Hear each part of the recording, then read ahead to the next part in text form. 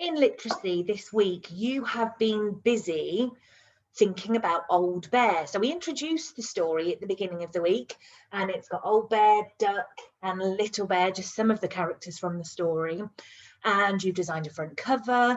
You've done some really fantastic descriptive work describing the attic. You have thought about what you know about the character Old Bear. You have asked Old Bear and the other characters different questions, so that things that you want to find out about them.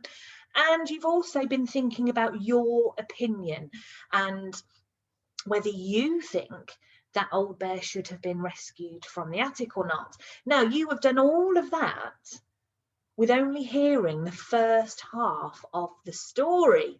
So after half term, we're going to be continuing our learning with Old Bear because there's still so much that we want to do.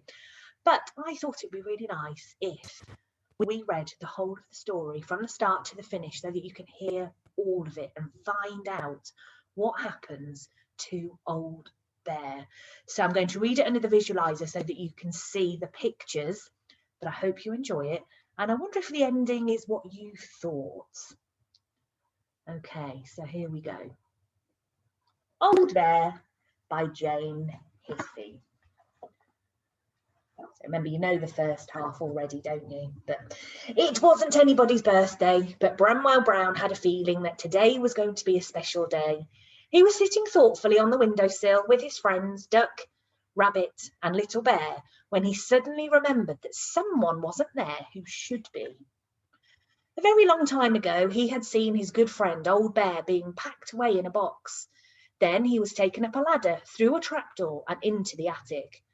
The children were being too rough with him, and he needed somewhere safe to go for a while. Has he been forgotten, do you think? Bramwell asked his friends. I think he might have been, said Rabbit. Well, said Little Bear, isn't it time he came back down with us? The children are older now and would look after him properly. Let's go and get him. What a marvellous idea, said Bramwell. But how can we rescue him? It's a long way up to the attic, and we haven't got a ladder. We could build a tower of bricks, suggested Little Bear. Rabbit collected all the bricks and the others set about building the tower. It grew very tall, and Little Bear was just putting on the last brick when the tower began to wobble. Look out! He cried as the whole thing came tumbling down. Never mind, said Bramwell, helping Little Bear to his feet. We'll just have to think of something else. Let's try making ourselves into a tower, said Duck. Good idea, said Bramwell. Little Bear climbed on top of Rabbit's head, and Rabbit hopped onto Duck's beak. They stretched up as far as they could, but then Duck opened his beak to say something. Rabbit wobbled, and they all collapsed on top of Bramwell. Sorry, said Duck. Perhaps that wasn't a very good idea. Not one of your best, replied Bramwell from somewhere underneath the heap. I know, said Rabbit. Let's try bouncing on the bed. Trust you to think of that, said Bramwell. You never can resist a bit of bouncing, especially when it's not allowed. Rabbit climbed onto the bed and began to bounce up and down. The others joined him. They bounced higher and higher, but still they couldn't reach the trapdoor in the ceiling. Duck began to cry. Oh dear, he sobbed. What are we going to do now? We'll never be able to rescue Old Bear, and he'll be stuck up there, getting lonelier and lonelier, forever and ever. We mustn't give up, said Bramwell firmly. Come on, Little Bear, you're good at ideas.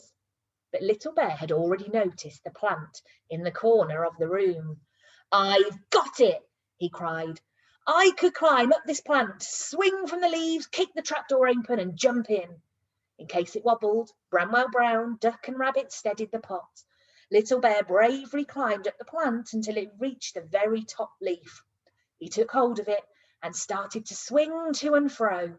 But he swung so hard that the leaf broke and he went crashing down. Luckily, Bramwell Brown was right underneath to catch him in his paws. That was a rotten idea, said Little Bear. What I was thinking, said Duck, was that it's a pity I can't fly very well, as I could have been quite a help. Aha, said Bramwell.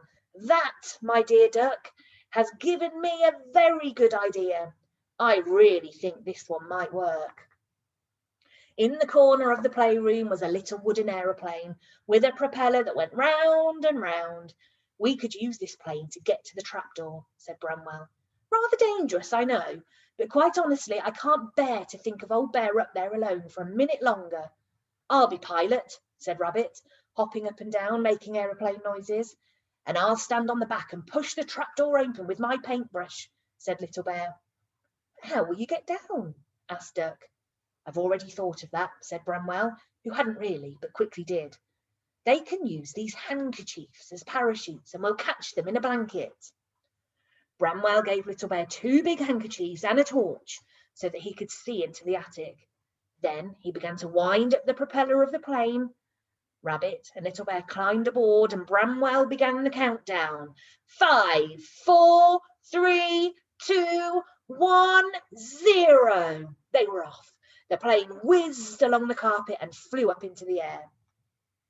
The little plane flew beautifully, and the first time they passed the trapdoor, Little Bear was able to push the lid open with his paintbrush. Then Rabbit circled the plane again, this time very close to the hole. Little Bear grabbed the edge, and with a mighty heave, he pulled himself inside. He got out his torch, and he looked around.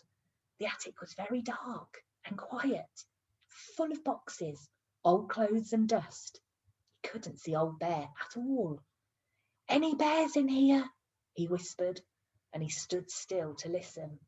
From somewhere quite near, he heard a muffled "Rrr," followed by, did somebody say something?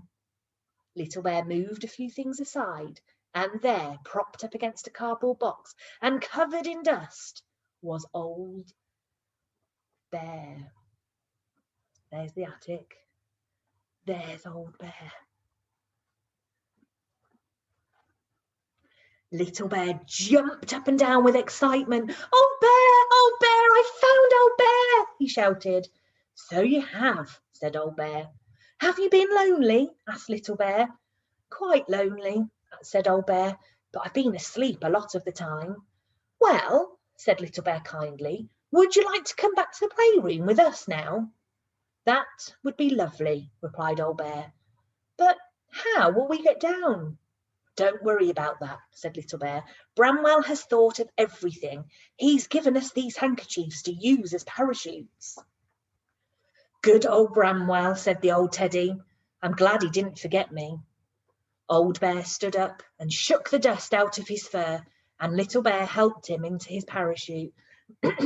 They went over to the hole in the ceiling. Ready? Shouted Rabbit. Steady, shouted Duck.